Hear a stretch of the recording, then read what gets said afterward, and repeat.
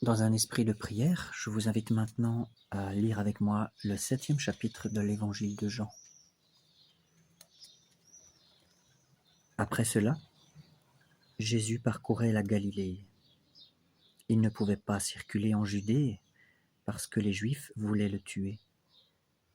Cependant, la fête juive des Tentes approchait. Ceux qui l'entouraient, ses frères, ses cousins, lui dirent donc « Passe d'ici en Judée, afin que tes disciples voient les œuvres que tu fais. On n'agit pas en secret quand on veut être connu.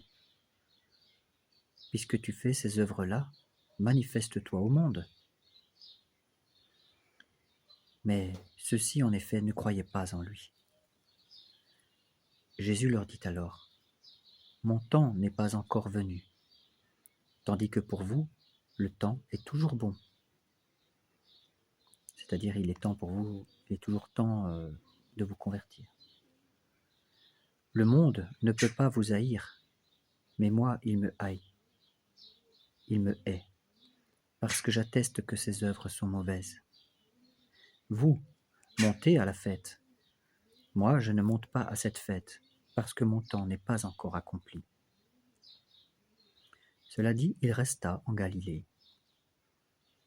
Toutefois, quand sa famille furent montées à la fête, alors il monta, lui aussi, mais en secret, sans se faire voir.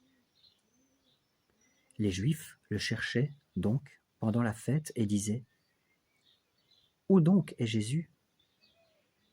On chuchotait dans les groupes à son sujet. Les uns disaient « C'est un homme de bien » et d'autres disaient « Non, il trompe le peuple ».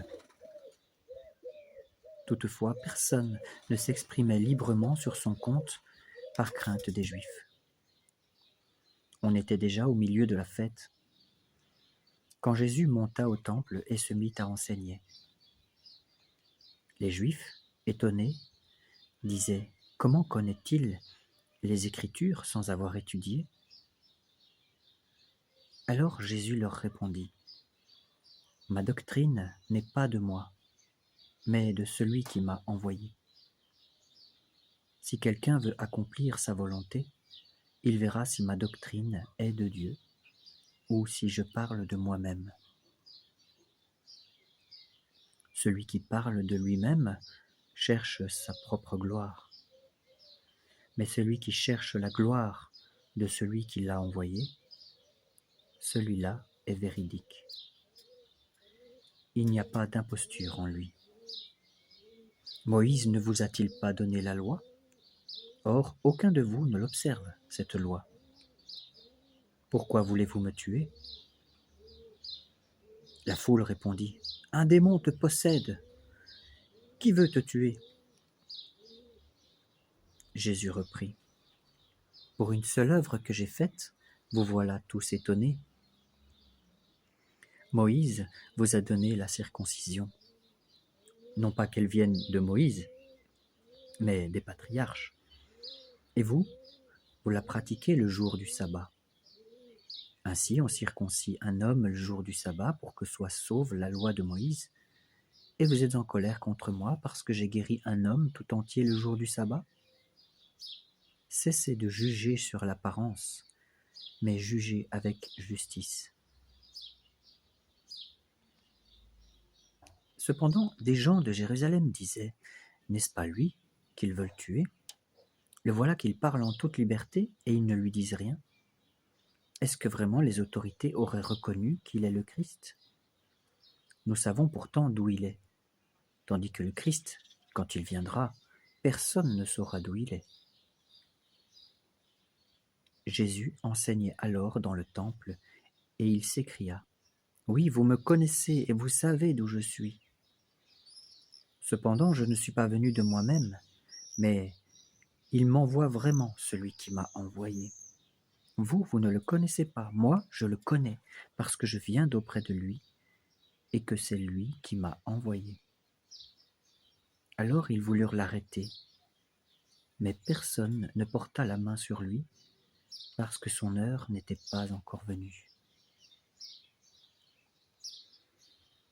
Jésus annonce son prochain départ. Dans la foule, beaucoup crurent en lui. Le Christ, quand il viendra, disait-il, accomplira-t-il plus de signes que n'en a accompli cet homme ? Les pharisiens entendirent qu'on chuchotait ainsi à son sujet dans la foule. Ils envoyèrent des gardes pour arrêter Jésus.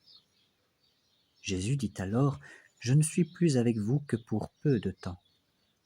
Puis je m'en irai vers celui qui m'a envoyé. Vous me chercherez et vous ne me trouverez pas. Où je suis, moi, vous ne pouvez venir. » Les Juifs se dirent alors entre eux, « Où doit-il donc aller, que nous ne le trouverons pas ?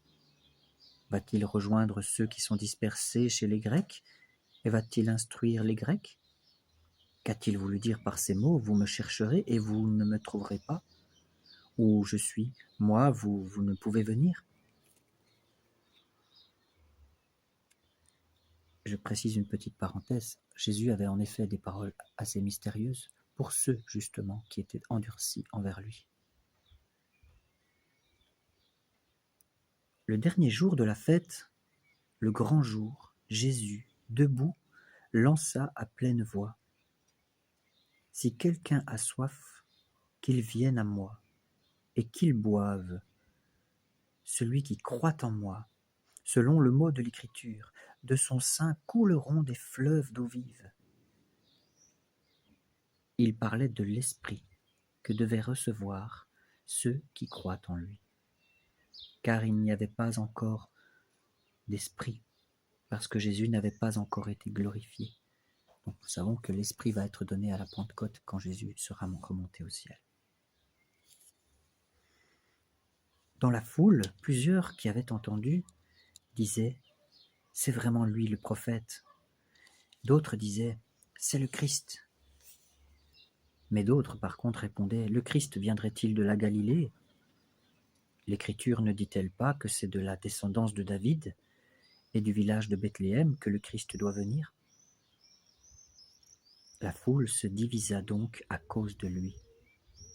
Certains voulaient l'arrêter, mais personne ne porta la main sur lui. Les gardes revinrent trouver les grands prêtres et les pharisiens.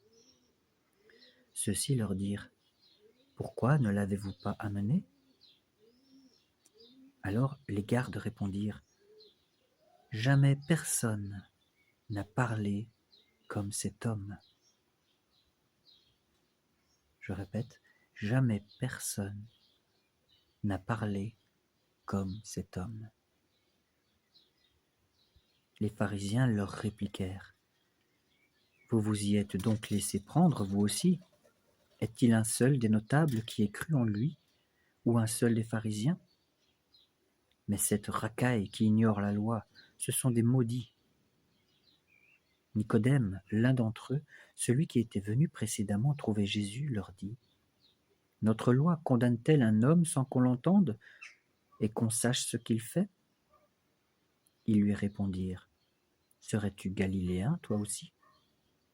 Étudie, tu verras que de la Galilée, il ne surgit pas de prophète. »